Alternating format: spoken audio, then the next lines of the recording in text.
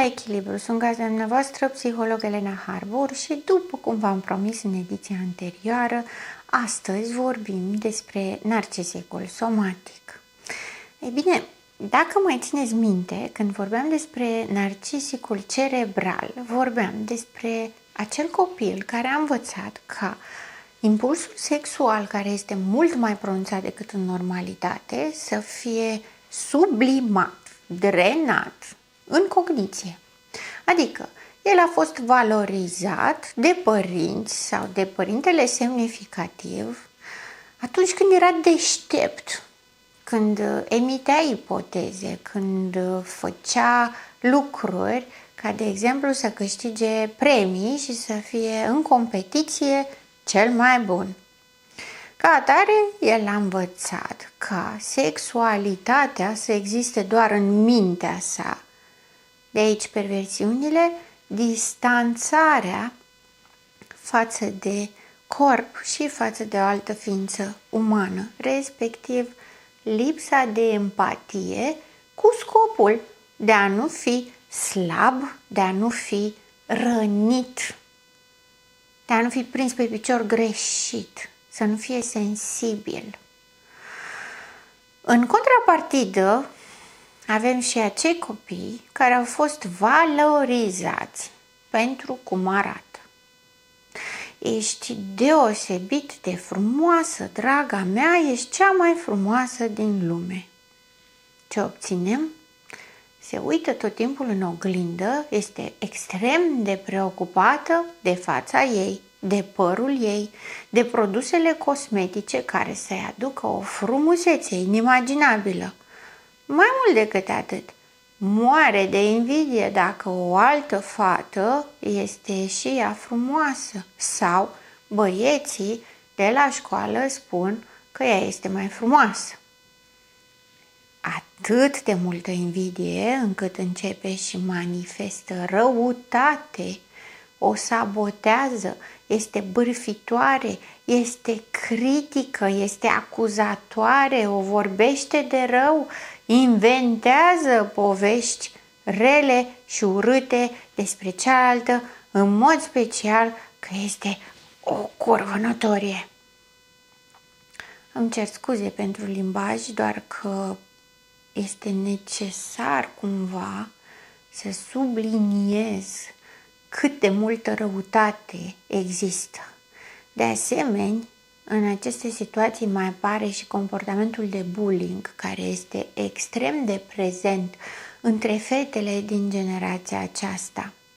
Generația asta nouă, ultimă, pentru că s-a tot vorbit de fenomenul de bullying și nu s-a vorbit diferențiat între fete și băieți, pentru că cele mai multe personaje care fac bullying în generația aceasta care acum se dezvoltă 14-20 de ani, sunt fetele cele care fac bullying din ură și invidie, din nevoia de a fi superioare, din nevoia de a avea niște caracteristici masculine de competitori, că ele pot, ele sunt rele, ele sunt superioare. Da, sunt trăsături narcisiste legate de corp. Dacă narcisicul cerebral valida inteligența, narcisicul somatic validează apariția. Cum apare, cum arată. Doar că a apărut este atât de frumoasă încât toți bărbații, toți băieții au căzut pe spate. Nu vorbește cu nimeni dacă nu îi se spune că este cea mai frumoasă, cea mai extraordinară. Dacă nu, face bullying. Asta în cazul fetelor. În cazul băieților apare acest fenomen al pensării, manicurii, epilării, adică toate caracteristicile feminine tipice femeii pe care și le însușesc pentru a crea o anumită apariție. Băieții merg la sală, fetele merg la salon. Ambii exagerează. Pentru că nu am pune problema de un narcisism somatic decât dacă este o exagerare. Dacă cineva are grijă și își îngrijește corpul, are grijă de propria persoană, își îngrijește corpul la un nivel normal, sănătos, face mișcare, face sport, se hrănește corect, are grijă să fie îngrijit din punct de vedere fizic, da? Sunt lucruri normale care țin de demnitate, de stimă de sine. Nu este nimic în neregulă cu a avea grijă de tine, felul în care arăți, felul în care vorbești. Pe de altă parte, orice exagerare ridică semne de întrebare. Și avem aici în vedere, la băieți, acele corpuri sculptate care arată ca din reviste. Avem în vedere la fete acele imagini ale fețelor lor care arată ca în reviste. Și dacă era doar ca în reviste, poate n-ar fi fost o problemă. Dar respectă niște standarde sau țintesc anumite standarde care sunt nerealiste, se raportează la niște retușări ale imaginilor din reviste și nici de cum la o frumusețe naturală. Pentru că nu există asta, pentru că competiția este mare și trebuie să facă față competiției. Pe de altă parte, observăm atenție asupra corpului, observăm etalare și epatare în ceea ce privește corpul, fața sau anumite părți ale corpului. Acești narcisi somatici sunt foarte activi sexual, sunt hiperactivi sexual. Și această hiperactivitate vine din faptul că lor sexualitatea și felul în care arată le oferă beneficiul existenței. Cum vorbeam în ediția anterioară, cerebralul, narcisicul cerebral, folosește mintea ca să fie validat și adulat cu scopul de, dacă mă lauzi, înseamnă că exist. La narcisicul somatic își folosește apariția, felul în care apare, pentru a fi validat ca să-i confirme că există. Practic este același mecanism, doar că folosește un alt organ. Cerebralul folosește creierul, somaticul folosește tot ce poate de la corp. Ambii, deși cerebralul este mai mult narcisic pasiv, somaticul este mai mult narcisic activ. Pentru că să poată să obțină o performanță privind felul în care arată corpul. Prea mulți mușchi, prea multă definire, masă musculară crescută în mod artificial, îndopare cu stimulente, toate acestea au și repercursiuni în sexualitate. Pe lângă faptul că stimulentele care sunt menite să crească masa musculară și să permită o definire a musculaturii ca în reviste și ca la concursuri, există și repercursiunile vis-a-vis de impulsul sexual și de temperament, pentru că aceste stimulente scad capacitatea filtrelor de normalitate de a ține sub control reacțiile.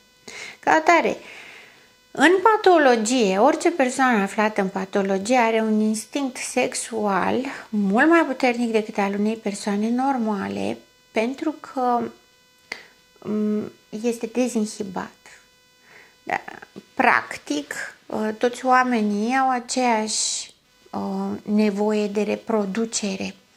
Doar că atunci când există o personalitate sănătoasă, există foarte multe filtre vis-a-vis de demnitate, stimă de sine, societate, norme morale, culturale.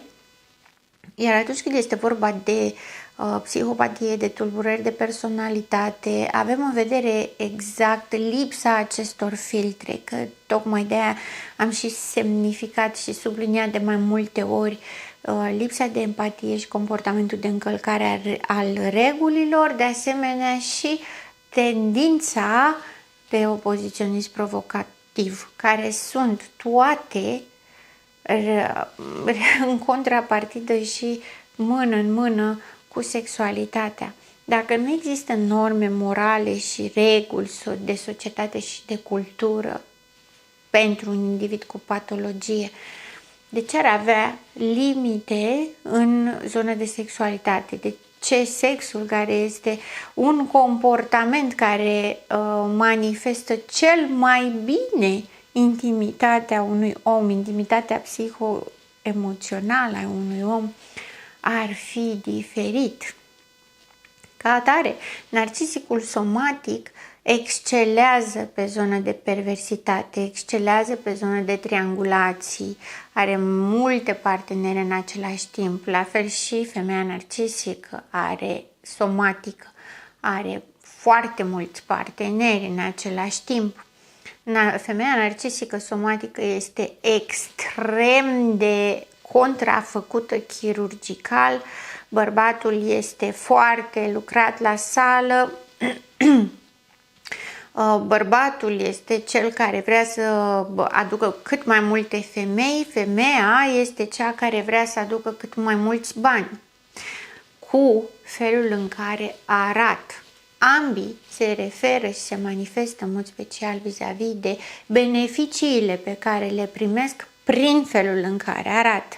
Aici avem narcisicul somatic.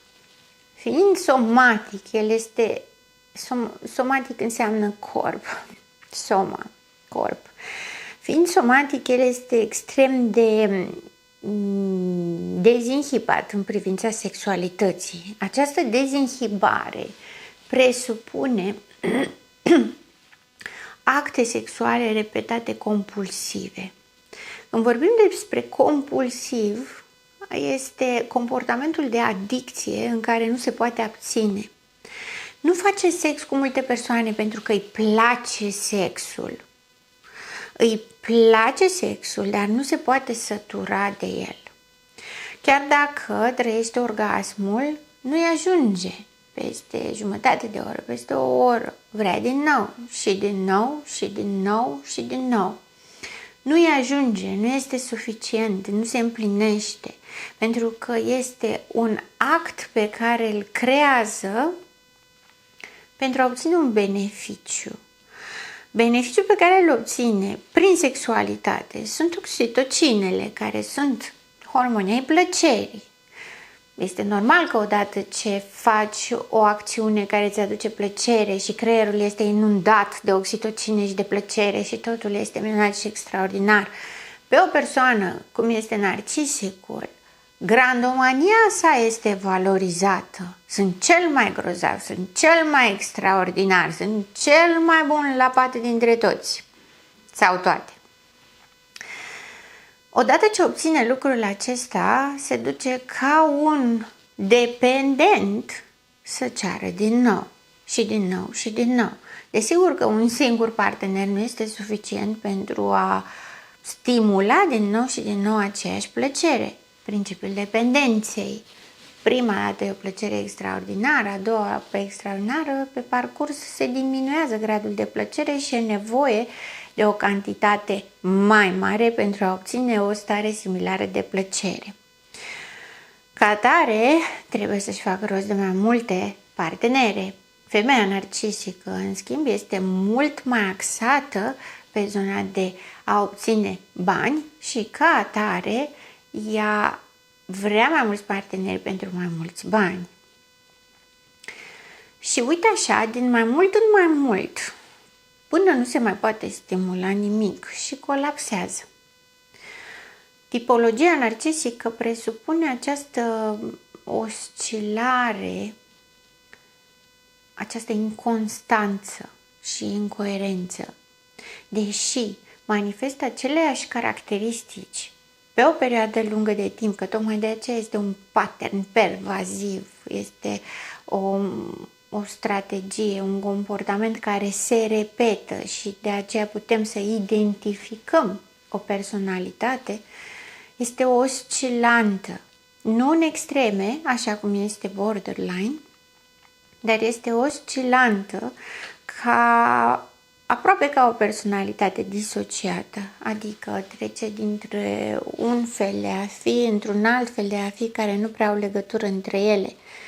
Și aici avem în vedere tranziția și metamorfozarea, aș putea spune, de la narcisicul cerebral la narcisicul somatic, în ideea în care narcisicul cerebral, când nu mai reușește să mai impresioneze, să fie adulat pentru ideile sale extraordinare și minunate, accesează zona de narcisic somatic, adică devine foarte sexual pentru a capta o nouă victimă, pentru ca apoi să se întoarcă la a fi narcisic cerebral, iar narcisicul somatic, prin această dependență de oxitocină, care la un moment dat ajunge la o incapacitate, adică sexul este mai mult decât mecanic și devine nesatisfăcător, indiferent ce și cum ar face și câte parteneri ar avea și cum le-ar schimba între ele, încearcă să devină pentru o perioadă cerebral, pentru ca ulterior, când își revine, am putea să spunem, când glandele hormonale de la nivelul creierului reușesc și își revin după foarte mult consum, își revine din nou la somatic. Există această tranziție care, la fel cum și să fie narcisicul deschis manifest, cum este somaticul, versus narcisicul mai puțin manifest, care este narcisicul pasiv, ascuns. Există gradele prin care încearcă narcisicul în toată grandomania sa și în această fantezie a divinizării, parcurge mai multe etape, mai multe stadii și se transformă periodic. Narcisicul este cel care se adaptează, deși fantezia rămâne stabilă și fixă, își adaptează strategiile în funcție de ceea ce oferă piața, aș putea să spun. Dacă se valorizează foarte mult competiția, va fi competitor. Dacă se valorizează foarte mult apariția, felul în care se îmbracă, felul în care se prezintă celorlalți, va accesa această zonă foarte mult. Este foarte reactiv la modă, la trendurile din societate. Totul doar ca să primească adulația, pentru că el nu există în absența adulației. Ca atare, tot ce contează pentru el este să fie gratificat, valorizat, divinizat, adorat. Ori, dacă societatea este în continuă schimbare și ea se schimbă, are o capacitate foarte mare de tranziție între identități, cel puțin două identități diferite ale aceluiași personaj, același corp, mai multe capacități de a fi, dar niciodată nu poate fi un om stabil, empatic, de încredere și de relație. Singurul lucru pe care îl putem crede este că se schimbă. Singurul lucru pe care ne putem baza în ceea ce privește narcisicul este că el întotdeauna câștigă. Sună urât și nu mă refer că el câștigă, nu știu, o contrazicere sau câștigă asupra victimelor, ci ceea ce câștigă practic este faptul că are suficiente rezerve încât să nu renunțe, chiar dacă se autodistruge, chiar dacă se autosabotează, nu renunță. nevoia de grandomanie este nevoie de existență și se luptă pentru existența lui. Tocmai de aceea victimele ajung și se luptă pentru existența lor. În privința sexualității, este o dinamică foarte delicată, pentru că victimele care sunt cu narcisici cerebrali sunt puse în postura în care să fie private de sexualitate, lucru care este extrem de dificil de suportat și de tolerat. Iar victimele asociate narcisicului somatic sunt supuse abuzului sexual, care iarăși este extrem de greu de acceptat, pentru că implică răni fiziologice, nu doar răni psihologice și emoționale. Adică abuzul sexual, deși este la fel de puternic și de dureros și de anulant asupra personalității, asupra psihicului și emoționalității, poate să conducă și la moarte și la leziuni sau boli fizice care să rămână pe viață.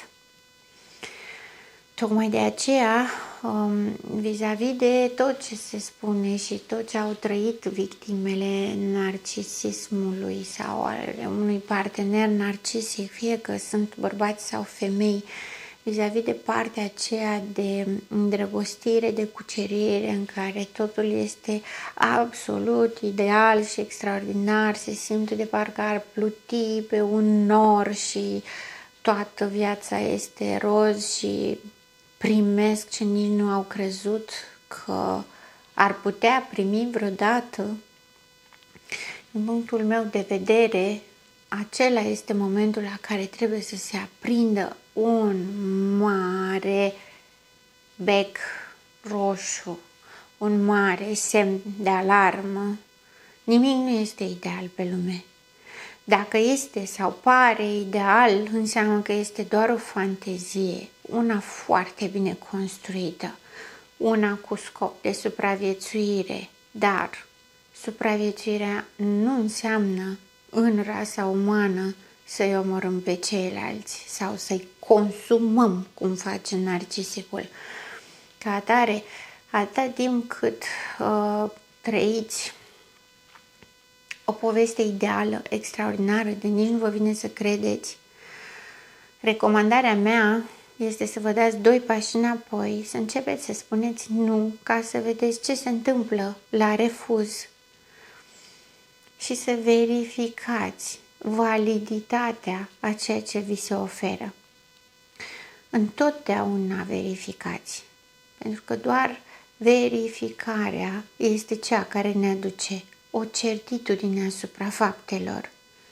Nu avem motive să încercăm să schimbăm oameni care nu-și doresc să fie schimbați, pentru că narcisicul este extrem de îndrăgostit de sine și lui place foarte mult ceea ce este extrem de mândru de puterea lui, ca atare nu vrea să se schimbe. Dar așteptarea de a-l schimba poate provoca daune iremediabile pe care nu le meritați, indiferent ce ar zice orice narcisic și orice psihopat, că victima își merită abuzul. Nu, nimeni nu merită abuzul. Sunt psiholog Elena Harburg, gazda dumneavoastră, și până data viitoare, rămâneți în echilibru.